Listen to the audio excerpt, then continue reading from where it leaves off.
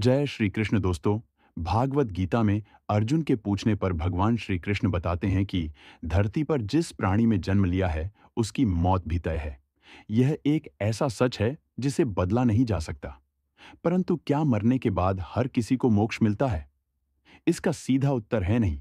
इनमें से कुछ ऐसे भी होते हैं जिनकी आत्मा सदियों तक पृथ्वी लोक में ही रह जाती है। इसका कारण है उनकी अकाल मृत्यु हो जाती है।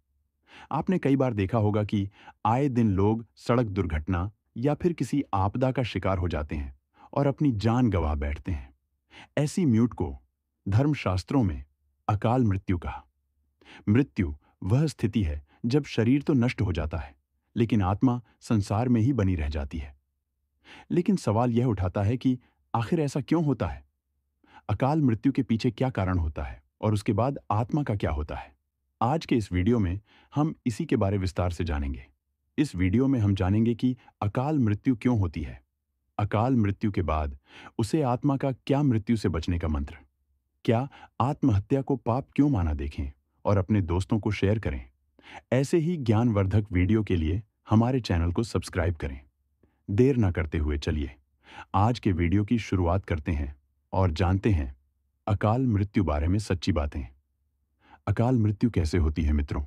साधारण मृत्यु के बारे में तो हम सभी जानते हैं और समझते हैं, लेकिन अकाल मृत्यु का विषय ऐसा है कि इसके बारे में कई बातें कही जाती हैं।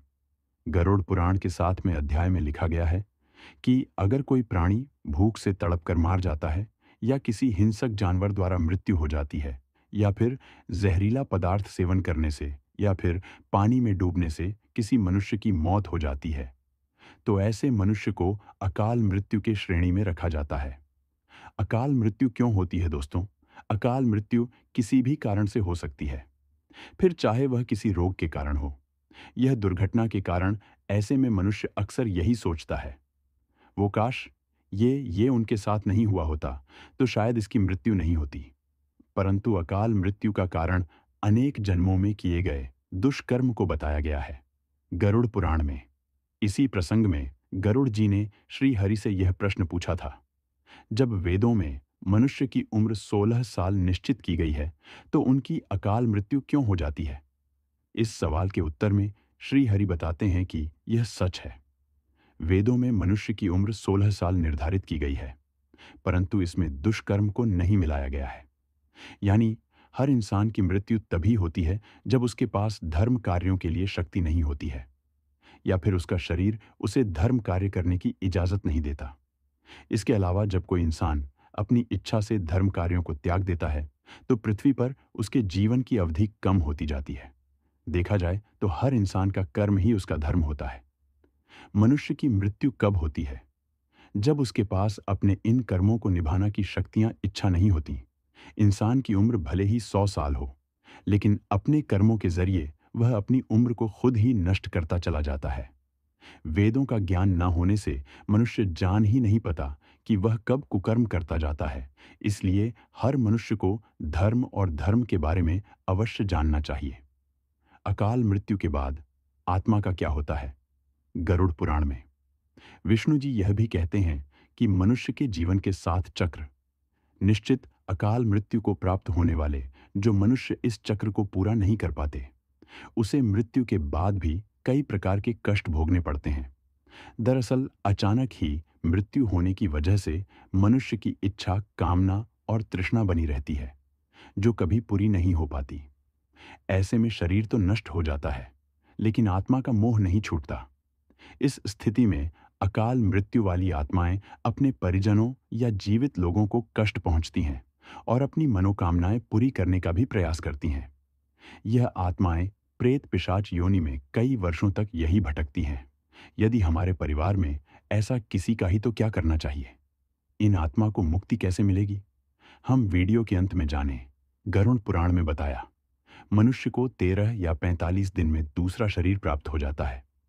वो आत्मा प्रेत योनि से मुक्त होकर अपने कर्म तथा अगले जन्म के लिए यमलोक पहुंच जाती है। जबकि अकाल मृत्यु में व्यक्ति भूत प्रेत पिशाच कुष्मांडा ब्रह्म राक्षस बेताल और छत्रपाल योनि में भट्ट रहता है। उनकी आत्मा को आसानी से शांति नहीं मिलती। आत्महत्या पाप क्यों बता दें कि अकाल मृत्यु में आत्महत्या को सबसे निचले दर्जे पर रखा जाता है। आत्महत्या करना पाप माना गया। संगीत निराधार और अपमान कहाँ है? वह कहते हैं कि आत्महत्या करने वाले मनुष्य की आत्मा पृथ्वी लोक पर तब तक भटकती रहती है जब तक कि वह प्रकृति द्वारा निर्धारित अपनी जीवन चक्र को पूरा नहीं कर लेती। ऐसी आत्मा को ना तो नरक लोक में जगह मिलती है और ना ही स्वर्ग लोक में। ऐसी आत्मा को मरने के बाद भी सबसे कष्टदायक स्थिति से गुजरना पड़ता है। यह आत्माएं अपनी तमाम इच्छाओं की पूर्ति के लिए अंधकार में तब तक भटकती रहती हैं जब तक कि उनका जीवन चक्र पूरा नहीं हो जाता। क्योंकि यदि मनुष्य आत्महत्या करता है तो उसके कर्म और उसे शरीर का आरण पूरा नहीं होता। इसलिए आत्महत्या नहीं करनी चाहिए। आत्महत्या करने वाली आत्माओं के कष्ट को तो नहीं कम किया जा सकता, लेकिन गरुड़ पुराण में अकाल मृत्यु को प्राप्त मनुष्य की आत्मा की शांति के कई मार्ग बताए गए हैं। अकाल मृत्यु से बचने के लिए मंत्र भगवान विष्णु बताते हैं कि अकाल मृत्यु प्राप्त मनुष्य के परिजनों को नदी या तालाब में तर्पण करना चाहिए। साथ ही मृत आत्मा की इच्छा की पूर्ति के लिए पिंडदान और दान पुण्य जैसे सत्कर्म करने चाहिए, ताकि उनकी आत्मा को जल्द ही मुक्ति मिल सके। यह सत्कर्म कम से कम 3 से 4 वर्षों तक करना चाहिए। तब जाकर कहीं अकाल मृत आत्मा को मुक्ति मिल पाती है और उनके नए जीवन की शुरुआत होती है। मित्रों, अकाल मृत्यु से बचने के लिए हमें अच्छे कर्म करने चाहिए और दान पुण्य भगवान की प्रार्थना करनी चाहिए, क्योंकि प्रार्थना में भाग्य को बदल देने की शक्ति होती है। इसलिए आप भी पुण्य करें और दूसरों को भी इसके बारे में बताएं। तो दोस्तों, आज का यह वीडियो यहीं पर समाप्त होता है। वीडियो अच्छा लगा हो तो इसे लाइक करें, चैनल को सब्सक्राइब करें। मिलते हैं अगले वीडियो में किसी नई जानकारी के साथ। जय श्री कृष्ण।